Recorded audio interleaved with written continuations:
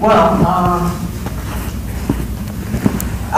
the impetus really came from seeing another film called The Big Stage in the Picture that was basically made from still photographs and a voiceover. That was the inspiration because the film was very good, and I sort of realised that maybe I had parallels for rock and roll versions and the whole life story in book form and the photographs of all those years that I've been through, and I actually got in touch with that director just through absolute coincidence and proposed that maybe we could do another one. So it was seeing that film. Well, she didn't fight it, you know, she's like, oh, do I have to really be in it now?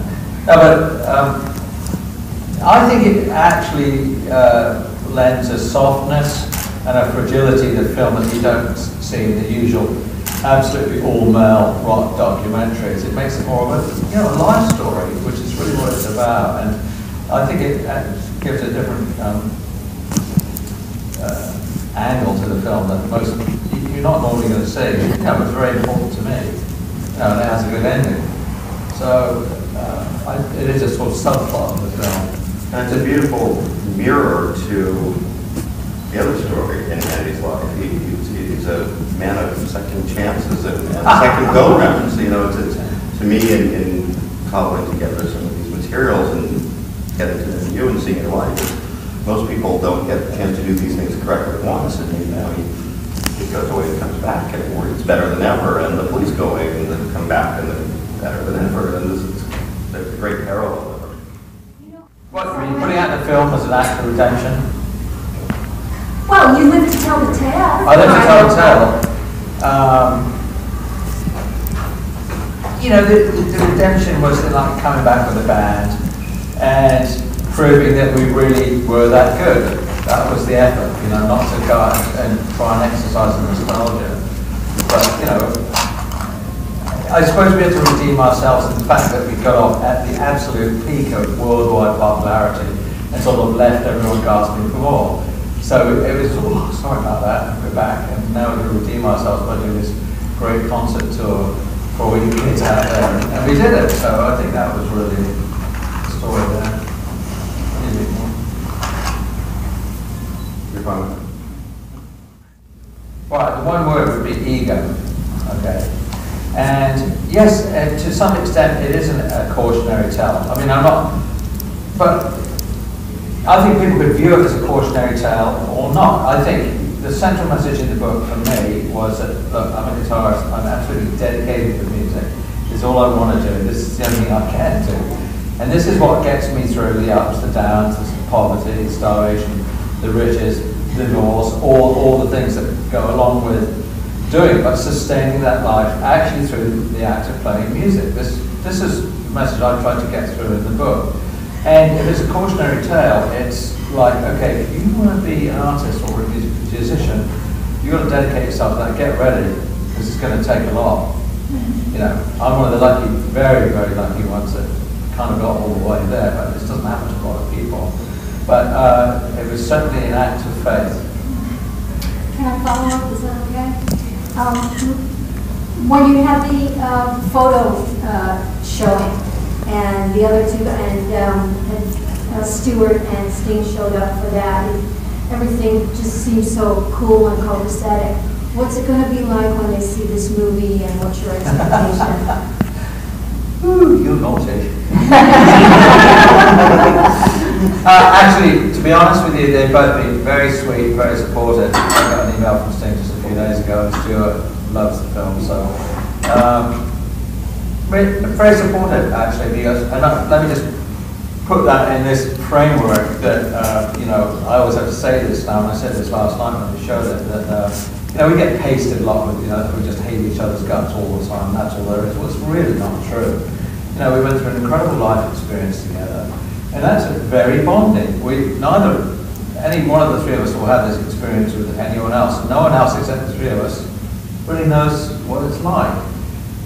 So there is absolutely a bond and a fraternity there. And we, you know, despite, you know, something difficult as it being a band, there's something else that we're all glued together by. And, you know, I think there's a certain amount of love there. I would say that, you know, I think it's very important to say that. So actually, they've been supportive. And I think it's great for everyone. This is like we're going out again and extending, you know, the name of the band even more. From a functional side, it's not that they had to approve the film, but they had to not want the film to happen.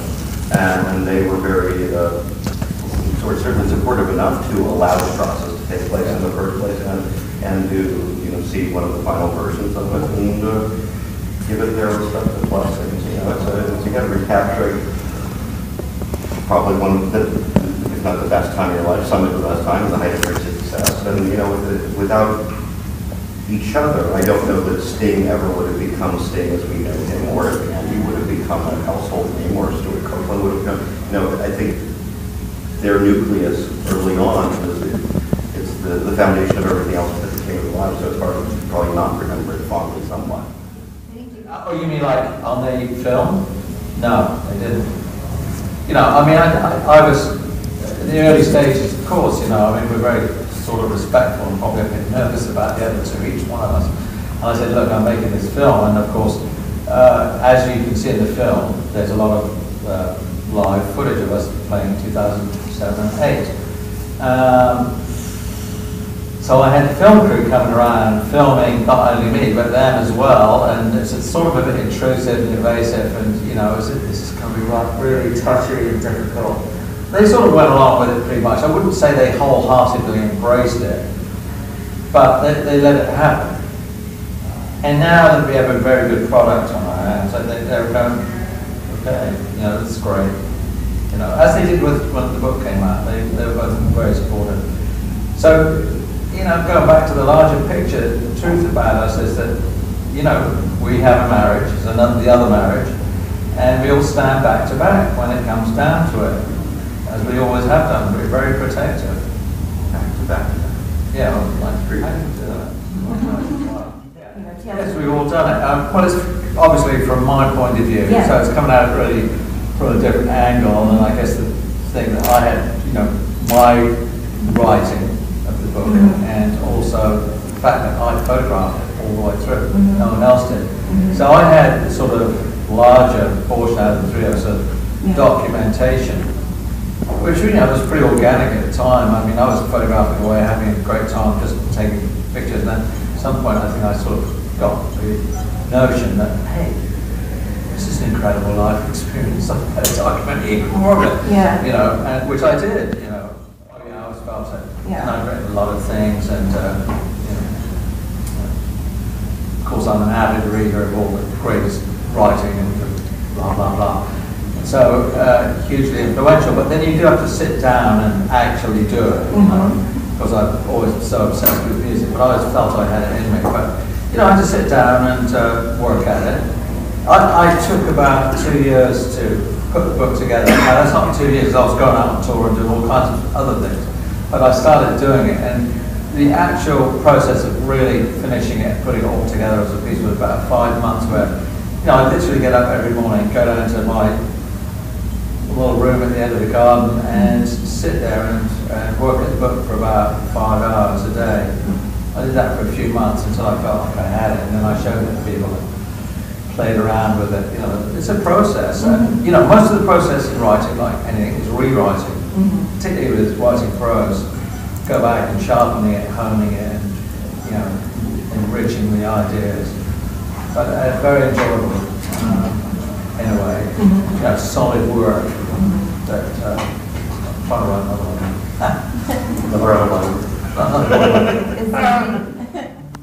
It's been out.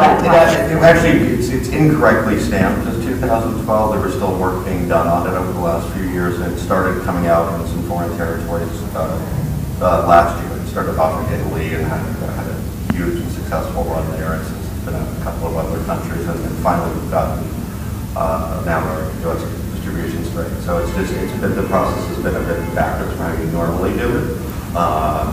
But there was an earlier version of the film that was shown at a festival here in the States in 2012. A bit of confusion to it. But that wasn't the version that we're seeing now? No, it's a pretty refined I should add to that this US release is sort of what I was hoping for. This is the first tangible sort of excitement and experience that I've had with it that I've always imagined. I imagined we make this film and I'd be at every film festival in the world immediately. Didn't work out like that. I think it's been in Japan, but I wasn't there. It came out as DVD and all. It was a little bit patchy. So this is like the first really important release. And really, going on from here as well, I think what I imagined would be the life and my involvement with it is starting now here in the US. So, Funniest memory, funniest joke is, the fun star, or what's the funniest well, it's all fun, Hey, you guys played pranks on each other? I'm sure we did. I mean, I'm not let me think about that. I might, Is there another question? Well, what about when we played Halloween in New York? And we did the whole show as in costume. Sting had some sort of medieval costume on. Stuart was dressed as a pirate, and I came out as Charlie Chaplin. With a mask on, and the whole bit. And, after about a song and a half, Sting gave up, threw his stuff, so did Stuart. I stayed, I don't know if this is funny or not, but I stayed absolutely in character as Charlie Chaplin, the entire show. And it was a very bizarre experience because I was sort of looking through these two little slits like this, as if I was sort of there but not there. It was a very strange experience. I got a lot of accolades for that. In particular, John McEnroe came up to me. He was very enthusiastic about it. And it was took a lot of effort for me just to stay in character to do that whole show at Madison Square Garden. We'd go, oh, really, it's Andy, and throw off the mask, but I didn't. I did the whole thing. I don't know if that was funny or not, but it was pretty weird. It sounds really comfortable, but I don't think it's true. I think word closure is sort of a terrible word, really. Why would you want to close down on something that's sort of magnificent as a career that this? It would be not a good thing, but also I'm not into doing smaller gigs. Big ones. Let's just keep it up there, Well, I say that. I'm sort of joking, of course. The truth is a gig is a gig. And oddly enough, I can tell you as a musician that the much smaller gigs are much more intimidating than the bigger ones. The stadium's just kind of bland out, and you can't really see anyone. You're trying to feel it, but there's sort of out there, it's this vast, almost like two-dimensional plane. Arenas are better because they're around you, you can feel it more. But really the best place to play music is in a club. It's really true because you really feel the people and you feel like you're much more on the spot. And they will welcome you. I've played every small club in the world. I've played all sorts of clubs. I did many tours like that after the big. I was playing jazz actually, and I did it for years and played all the festivals, lots of some very nice clubs all over the world. Not doing it right now. Don't really want to because I did so much of it. I'm sort of doing different things than that. Although I say that, and I did actually play in Shanghai not too long ago in a club, and it was amazing. We just ripped the place apart. It was just so much fun. And then now they want us back to we have other clubs in China, so now I'm getting off all these clubs in China. Not sure if I want to do it though. So you have a band? Well, I have another band, I can just sort of turn up and play, it's fine. But I had this sort of rather odd situation with Shanghai and China. I go there a lot, and one of the guys, a friend of mine that always is there, an English saxophone player. He's really a film composer and a very, very good jazz saxophone player. So we've got a little band that we call the Pearls of Wisdom, believe it or not. And now it's sort of words getting out about it. It's sort of like accidentally, and we've been off at all these jazz festivals in Europe for November of this year, top slots, so thinking about it, this film's taken up on my time, career-wise now, because I think we're going to go on and do a lot with it now. We're working on just finished the film score, which they want me to get more involved with. So, and then one thing I also do every year is play in Brazil. Last year I went there 3 times, and I just did a great tour there in November, and I'll probably be going back. I have a photograph show, big photography show like in Sao Paulo. Yeah, I mean, there's events, or for me, in my half a career that I've got left, every month, it's just going on and on. I don't have time to, just set up whole club tours. I don't really want to, because I've got sort of other things going on and on. But I play all the time. I'm in a studio here in LA, and I'm in there virtually every day writing music. So. No, I think it does change. It's mutable, and I think that's the way it should be for a musician. To me, what marks the real musician, the genuine musician, is a musical curiosity that never quits. I mean, you don't have to play every form of music perfectly, but it will be information for you. Maybe you'll settle on something, but I'm trying to do some music right now. I put one track. If you want to hear it, for instance, go to my Facebook page and look on the SoundCloud. You'll hear something I've been doing recently. It's sort of a precursor to the whole album I'll put out in a couple of months, but it's much more experimental and free form, but with very beautiful guitar sounds. It's a whole process I'm working through in my studio. So it's not jazz, and it's not really rock, and it's definitely not new age music. It's quite advanced sort of composition and experimental with textures. Go and listen to that track, you'll see what I'm talking about. So I am definitely in that place of trying to always find something that's fresh, original, doesn't really sound like anybody else. And he also put out one of the best rock albums I heard of last year with a short-lived band called Circa Zero, which is, I think, an incredible rock band with vocals named Rob Giles. Absolutely incredible, like a harder version of the Police. It was a great short experimental project of yours. Fantastic. Yeah, of course. I mean, about the book, I had an 800-page book before I sort of edit process. I think you can't get it all out, and you start trying to knock it into something that's really readable. Same thing with the film, I mean, there was a lot shot on the tour. Mm-hmm. There's so much footage that, and it's very painful, like scenes that you love. You just can't put it all in. It's just too much. We've probably got, 2 or 3 sequels there. There is a lot more, some great backstage scenes, like playing in Argentina or in Brazil, great stuff. You just can't get it all in. There was a scene we used to have in the movie that was, effectively we had a different area we were focusing on, and he had some issues at the Dodger Stadium show this guitar.